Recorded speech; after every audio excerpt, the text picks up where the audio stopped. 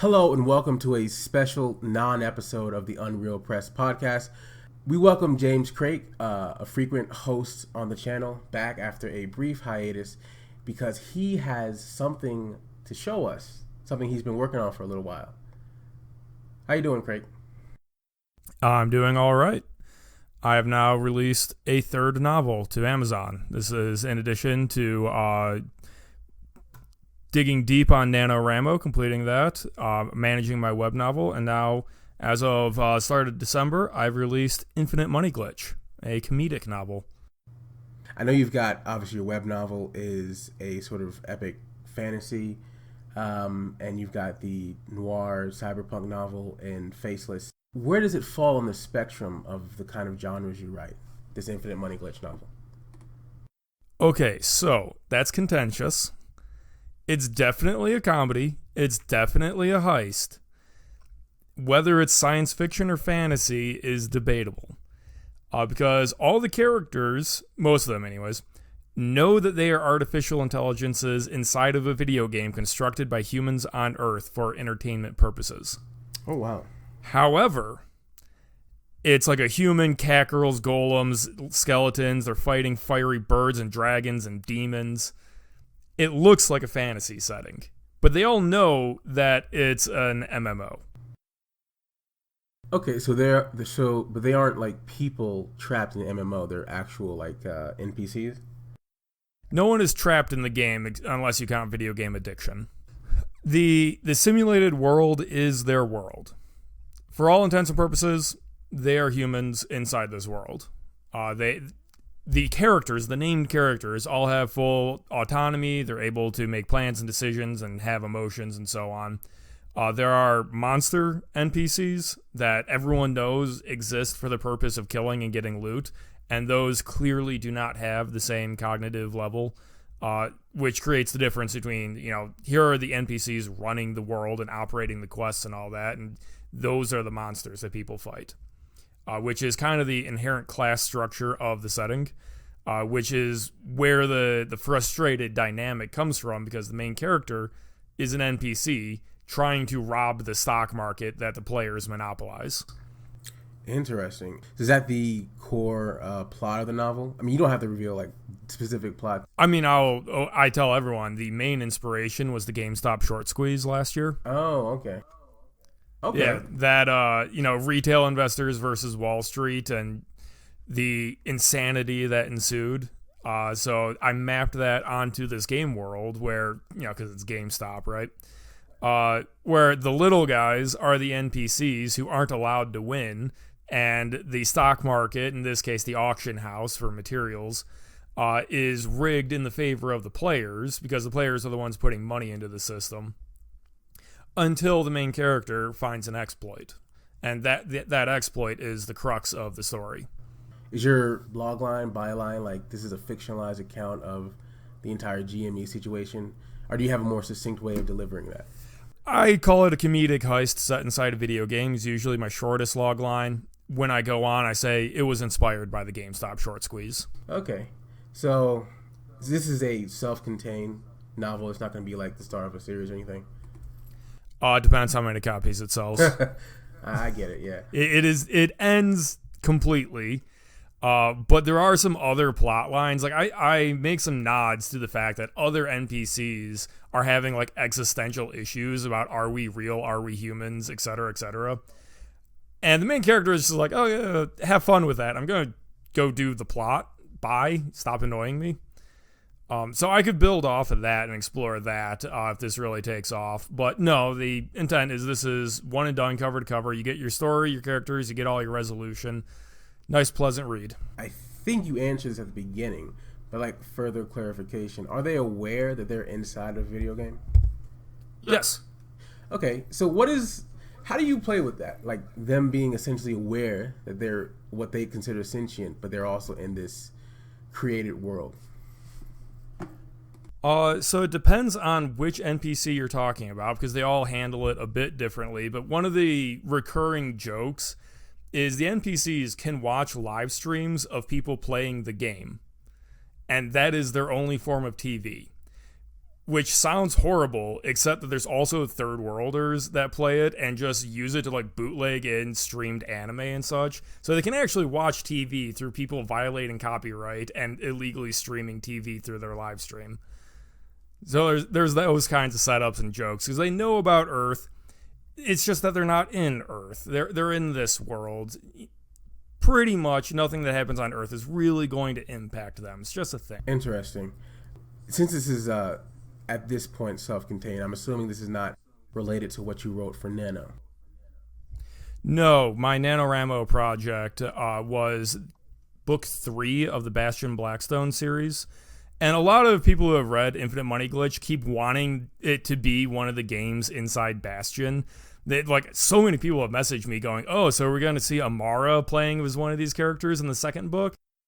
And I have to say that it's not possible because of the different level of AI realism.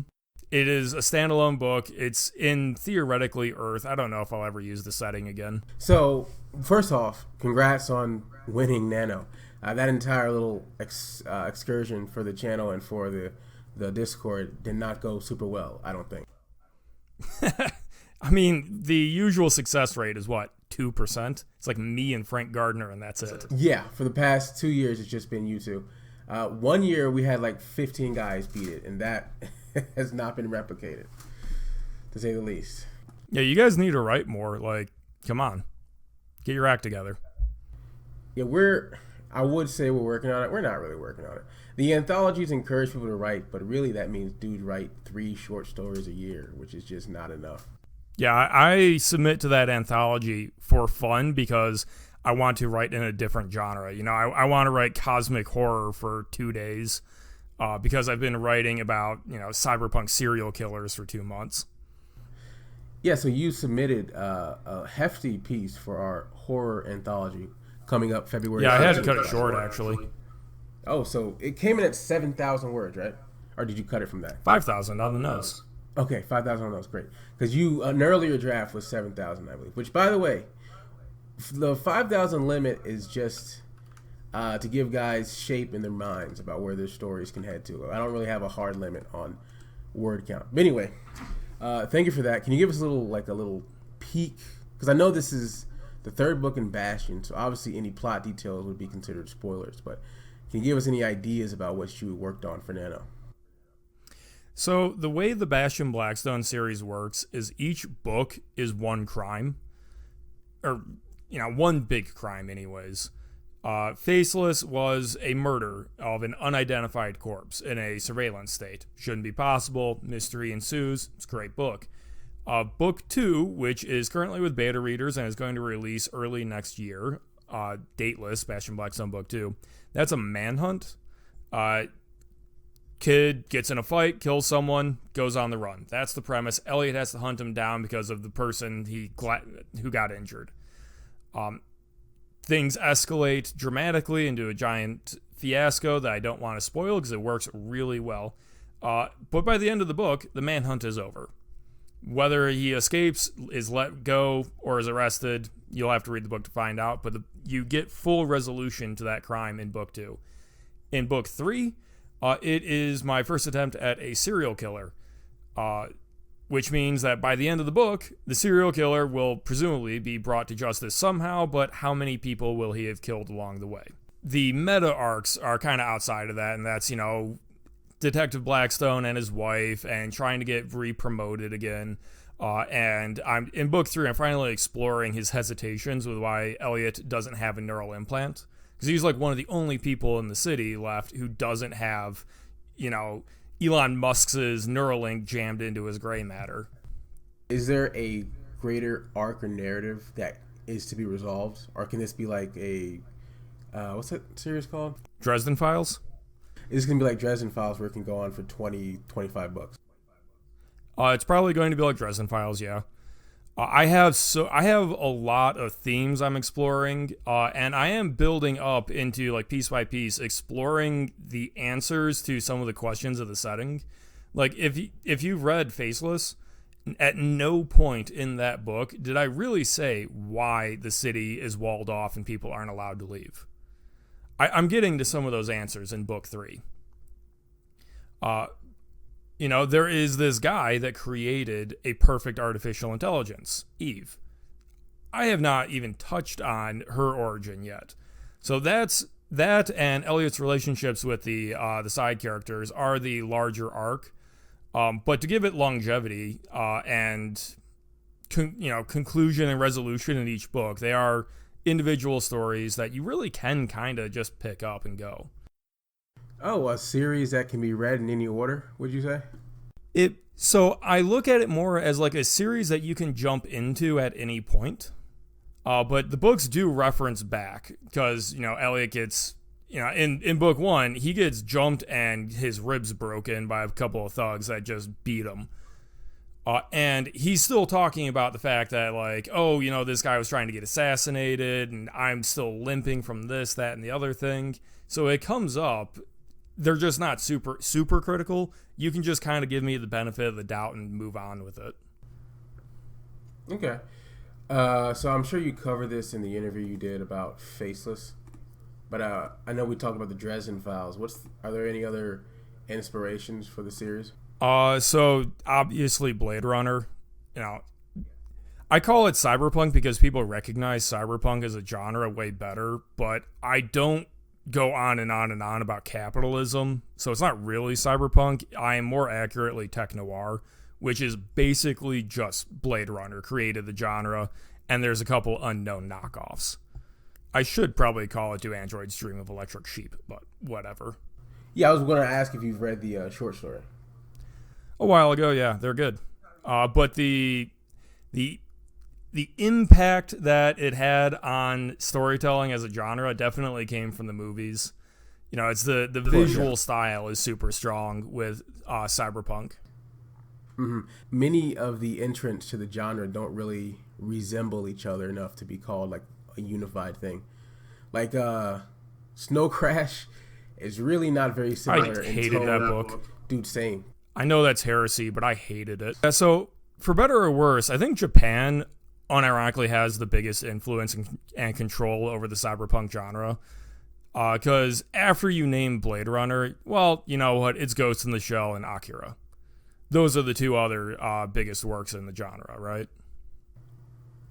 Well, America doesn't have like a native cyberpunk aesthetic. Not even, New York now. You would think it should, though. Because cyberpunk was built on, oh no, we're getting colonized by Asians, and they're so weird and scary and better at capitalism than we are. Interesting. So, I guess if it comes from a fear of the American aesthetic being covered in whatever is going on in Tokyo at the time, it would make sense it doesn't have a very American aesthetic. But still, I really don't think it's common in America to have the aesthetic people want of cyberpunk in our cities and our settings. When you talk about capitalists and urban decay, it doesn't look like crammed Hong Kong. It looks like a giant highway with a bunch of fast food signs and billboards, which it's not very, not something you want to see in a film. It's not interesting to look at. Yeah, so the way that society has progressed over the last 40 years since cyberpunk really started, we got the Rust Belt and Asia got metropolises. So we got the short end of that deal. Yeah, America expanded horizontally instead of vertically, and it's really ugly. Yeah, I know you guys keep trying to figure out burger punk because you keep trying to figure out how to capture the death of Americana. I have not really attempted that because I'm not sure you can do that in written form because it so relies on the viewers or the reader's memories and their own experiences. Because, if you've never been to a Waffle House, the reader, you won't understand a scene set inside of a Waffle House. There's nothing you can write to teach someone what it's like in there if they haven't actually experienced that. Yeah, and it relies on experience because burger punk it's protest. So you're supposed to, while reading a burger punk piece, go like, oh yeah, I recognize that. That does suck. So you can't just be like a viewer or a voyeur into this burger punk world because it's not supposed to be fiction. It's not even supposed to be what cyberpunk was, which was a hyper-real depiction of what may currently be going on. I think you could pull it off in a visual format. You would probably get sued to high hell because you would have to be using corporate logos everywhere. You know, like Idiocracy is the only piece of burger punk that will probably ever be successfully created. That's a good point. I think cyberpunk is interesting because it's like like I said, hyper real version of.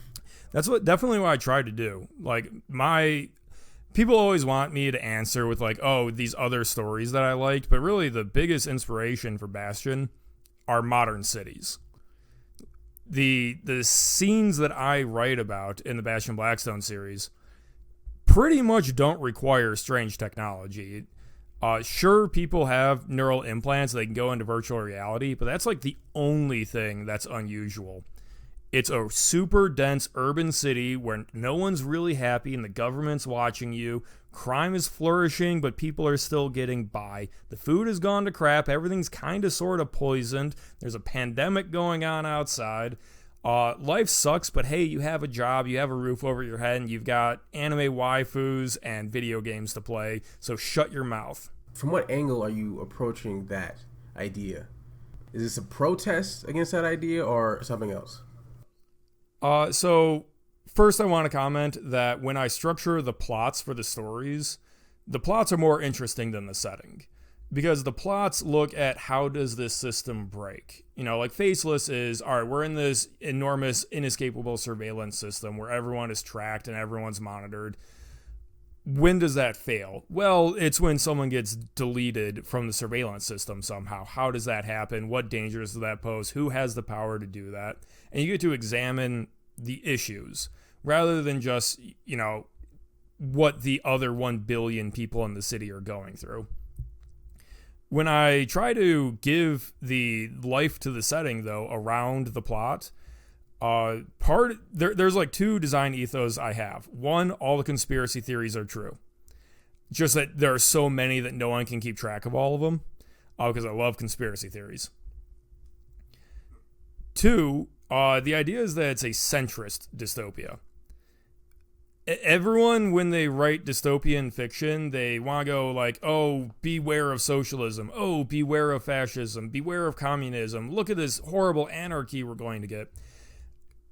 I'm down the middle of the road of this is the path we're probably on. You know, this is militarized uniparty.